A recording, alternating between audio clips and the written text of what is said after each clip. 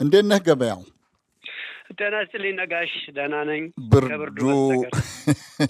ብርዱ እናንተም ጋር ነው? እኛ ጋር በዚህ ዓመት ትንሽ ጠንከር ያለ ይመስላል ካለፉት 3-4 ዓመታት ጋር ሲወዳደር።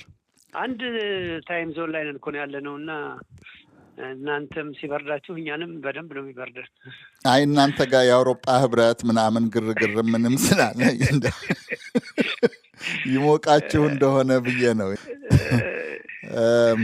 እንደ ተከታተል ነው የዩናይትድ ስቴትሱ ፕሬዚደንት ዶናልድ ትራምፕ ከሁለተኛው የዓለም ጦርነት ፍጻሜ በኋላ የተመሰረተውን ወይም ዓለም የምትከተለውን የዓለም ሕግና ስርዓትን ካናቱ ወጥተው እየፈረካከሱት ይመስላል።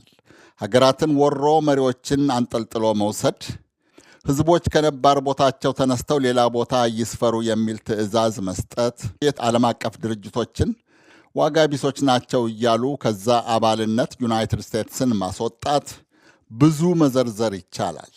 ያግባባል ግን ሰውየው የዓለምን ሕግና ስርዓትን በራሳቸው መንገድ እየቀረጹት ወይም የነበረውን እያፈራረሱት ነው ማለት ባሩ የዓለም ስርዓት ኢንተርናሽናል ኦርደር የምንለው በእነ ትራምፕ አስተሳሰብ አሜሪካንን ጎድተዋል ባዮች ናቸው እኮ የተቋቋሙት የዓለም የዩናይትድ ኔሽንም በደው ወይም ሌሎችም ድርጅቶች ሁሉ በተለይ አት ኤክስፔንስ ኦፍ በአሜሪካ ዋጋ ሌሎቹ ተጠቀሙበት ባዮች ናቸው እና አሜሪካንን ጎድቷል፣ እየተቀደምን ነው በሚል ይሄንን የነባሩን ወርልድ ኦርደር ጥያቄ ማድረግ ከጀመሩ ቆይተዋል። ስለዚህ አሁን ትራምፕ ያንን ጥያቄ እነዛን ሰዎች ጥያቄ ነው ተግባራዊ እያደረጉ ያሉት እና አሁን አሜሪካን ሊጠቅም በሚችል መልኩ መዋቀር አለበት ብለው አዲስ የዓለም ስርዓት የመፍጠር እንቅስቃሴ እኮ ነው የሚመስለው እየተወሰደ ያለው እርምጃ።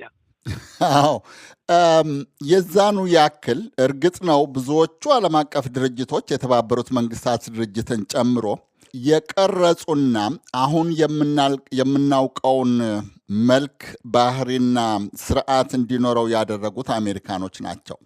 ከዛ በፊት የነበረውን እንደ ሊግ ኦፍ ኔሽንስ የመሳሰሉትን አፈራርሰው ማለት ነው ይህን የመሰረቱት። ነገር ግን ከዚሁ ስርዓት ነው አሜሪካ ተጎዳች፣ አልተጠቀመች የሚሉት እነ ትራምፕ። ትናንትና እንደሰማነው ከዓለም አቀፍ ድርጅቶች ዩናይትድ ስቴትስ ራሷን እንደምታወጣ ወይም ከአባልነት እንደምትወጣ የትራምፕ አስተዳደር አስታውቋል።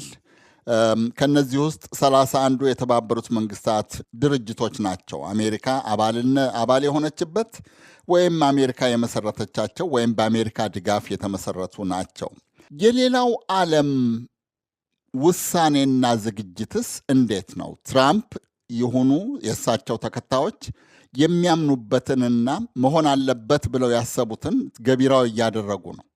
ሌላው ዓለም ምን እያደረገ ነው? ምን እያለ ነው? ከመንጫጫት በላይ ሌላው ዓለም ራሱ በነባሩ ዓለም አሜሪካ መር የነበረው የመጀመሪያው አመራር ውስጥ ያሉ ነው። እንግዲህ አውሮፓን መውሰድ እንችላለን። አውሮፓ በዚህ ማዕቀፍ ውስጥ ሲጠቀምም የነበረ ወይም ደግሞ ሲጠቅም የነበረ ማለት ይቻላል ነው። ይሄ አዲስ አመጣጥ ራሱ ጥያቄ ውስጥ ነው፣ ህልውናውን ጭምር ነው ጥያቄ ውስጥ የሚያስገባው። ራሱ የአውሮፓ ህብረት፣ የሰሜን አትላንቲክ የጦር ቃል ኪዳን ድርጅት፣ እነዚህ ሁሉ የነበረው ስርዓት አካሎች ናቸው። እነዚህ ሁሉ ጥያቄ ውስጥ ነው የሚያስገቡት።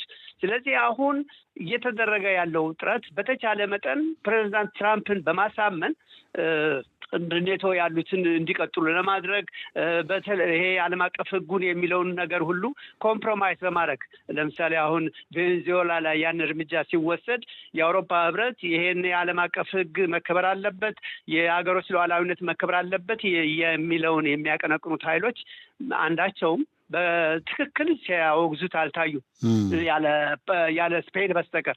ስለዚህ በዛ ሁሉ ኮምፕሮማይዝ በማድረግ እንደገና አዲስ ሊዋቀር በሚችለው ሊወለድ በሚችለው ስርዓት ውስጥ ራሳቸውን እንዴት አድርገን ነው የምንገኘው እዛ ውስጥ ምን ሆነው የራሳችንን ጥቅም አስጠብቀን በሚል እንደው ከፕሬዚዳንት ትራምፕና ከሚመጣው ስርዓት ጋር አካል ለመሆን እየተደራደሩ ያለ ነው የሚመስለው እንጂ አማራጭ ነው ለመውጣት አቅሙም አልነበራቸውም፣ ቪዥኑም የላቸውም።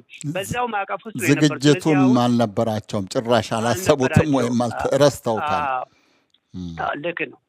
እና በአንድ በኩል ዱብዳ ነው የሚመስለው ያልተዘጋጁበት ሁኔታ የምታየው። አሁን ቬኔዙዌላ እንደዛ ሆኖ በማግስቱ ግሪንላንድ ሲነሳ መደነጋገጥ ነው የታየው እንጂ የዩክሬን ጉዳይ የቬኔዙዌላ ጉዳይ ቀረና እንዴት ነው ቤታችን መጣ አይነት በእኛም መጣ አይነት ሩጫ ነው ያለው። ስለዚህ ትራምፕ በአንድ በኩል ቀድመው እየመጡባቸው ነው ማለት ይቻላል እና በጣም አስቸጋሪ ሁኔታ ነው ያለው። ነገር ግን በሌላ በኩል ደግሞ በተለይ የአውሮጶች ተባባሪዎች ይመስላሉ። ከትናንት በስቲያ ይመስለኛል ዩናይትድ ስቴትስ 2 ከቬኔዙዌላ ነዳጅ ጫኑ ወይም ከዛ ተነሱ ያለቻቸውን መርከቦች ስትይዝ አንዷ የሩሲያን ሰንደቅ ዓላማ የምታውለበልብ መርከብ ነች። እሷን በመያዙ ሂደት ውስጥ ብሪታንያም ተሳትፋለች ተብለው ለንደኖች ተሽቀዳድመው ነው መግለጫ የሰጡት አለንበት ለማለት። ስለዚህ ተባባሪም ናቸው ማለት ነው። ዝም ብሎ መመልከት እንኳን አልቻሉም። ተባባሪ ናቸው በትክክል። አሁን በዚህ ቺቺ ነዳጇ የራሽያም ስላለችበት እዛ ላይ የመተባበር ሁኔታ ነው የምታየው። ይሄንን የራሽያን መርከብ መያዙ ራሽያን ማዕቀብ ተግባራዊ የማድረግ አካል አድርገው ስለቆጠሩት በዛ ደረጃ የተባበሩ ይመስላል። ማስቀየምም አይፈለግም። አሁን እኮ ፕሬዚዳንት ትራምፕን አሁን በቬኔዙዌላ ጉዳይ ላይ የዓለም አቀፍ ሕግ ሻሩ ብሎ ጥያቄ ውስጥ ማስገባት ምናልባት በዩክሬን ላይ ከአብረዋቸው እንዲቆሙ የሚያደርጉትን ጥረት ሊያፋልስ ይችላል። ስጋት አለ። ስለዚህ ዩክሬንን እያዩ ነው። ትራምፕን ላይ የሚሰጠው አስተያየት በግሪንላንድ ላይ ምናልባት በምታነሳው ጥያቄ ልንነጋገር እንችላለን። ምንድን ነው የሚደረገው? ሰራዊት ቢመጣ ሰራዊት በሰራዊት ሊዋጋ ነው። ስለዚህ ይህ ደግሞ ዛሬ በጥያቄያቸው ላይ የተነሳል በኒውዮርክ ታይምስ ላይ ኔቶን ጥያቄ ውስጥ ሊያስገቡት ነው። በወታደራዊ ሁኔታ ከዘመተ ቢባል ኔቶ እኮ አሜሪካ ነው። አሜሪካ ራሽያ ኔቶ አሜሪካ መሆኑን ታውቃለች። ዊዛውት አሜሪካ ኔቶ እኮ የለም። ስለዚህ ጦርነት ይከፈታል ልትል አትችልም አሁን ግሪንላንድ። ምክንያቱም አሜሪካ ነው ያለው። ሌላው አገኒስት አሜሪካ ሊመጣ ስለማይችል እጅ መስጠት ነው የሚሆነው። ስለዚህ ከሁሉም በላይ የዚህ ሁሉ መንስኤ አውሮፓ የአሜሪካ ጥገኛ ሆኖ ነው የኖረው በሁሉም መልኩ። ስለዚህ አሁን ራሷን ስታወጣ እጅ ከመስጠቱ እጅ ሌላ አማራጭ የለም። ምናልባት ወደፊት ተጠናክረን እንደገና ራሳችንን ነፃ ማውጣት አለብን የሚለው እንቅስቃሴ እንግዲህ ወደፊት ካልሆነ በስተቀር በአሁኑ ሰዓት በኃይልም በኢኮኖሚም በማናቸውም ደረጃ የአሜሪካ ጥገኛ ሆነው ስለኖሩ በአሁኑ ወቅት በማንኛውም ደረጃ ሊቋቋሙ ሊያስለውጡ አይችሉም።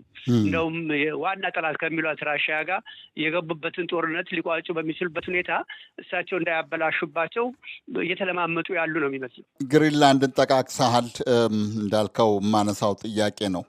ምንድን ነው አሁን ቀጥሎ የሚሆነው? ዩናይትድ ስቴትስ ያው በተደጋጋሚ ዶናልድ ትራምፕ እንዳሉት ያንን ግዛት ለመጠቅለል ወይም ለመቆጣጠር ትፈልጋለች። ከዚህ አቋማቸው ምንም ፈቀቅ አላሉም። ምናልባት ፈቀቅ ካሉም እንዲያው በገንዘብ ከሸጡልን እንገዛለን የሚል ነገር ነው እና 7 መሪዎች የብሪታንያ፣ የጀርመን፣ የፈረንሳይና የጣሊያንን ጨምሮ ስፔንም አለችበት ይህንን የግሪንላንድ ግዛትን ለአሜሪካ አሳልፈን አንሰጥም፣ የዴንማርክ አካል ነው ብለው በይፋ መግለጫ ሰጥተዋል። ከዚህ ቀጥሎ ምንድን ነው የሚያደርጉት? ግሪንላንድን ፕሬዚዳንት ትራምፕ የማይተው መሆኑን ዛሬም ቅድም በጠቀስኩል ኒውዮርክ ታይምስ ላይ የምንፈልገው ኦውነርሺፕ ነው።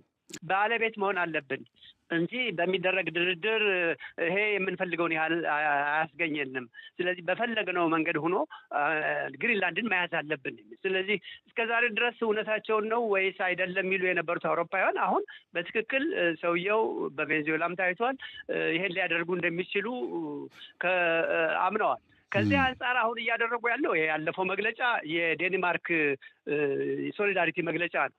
በተጨባጭ ግን አሁን በዛሬው ዕለት የተለያዩ ዲፕሎማቶች ሎቢ የማድረግ አንደኛ አሜሪካ ግሪንላንድ መግባት የሚፈልጉት ሴኩሪቲ ነው የሚያስፈልገው ብለዋል። ይህንን ሴኩሪቲ ኔቶን በጋራ በማበልጸግና እዛ ቦታ እንዲገኝ በማድረግ መቋቋም ይቻላል። ይሄ የጋራ ችግራችን ነው።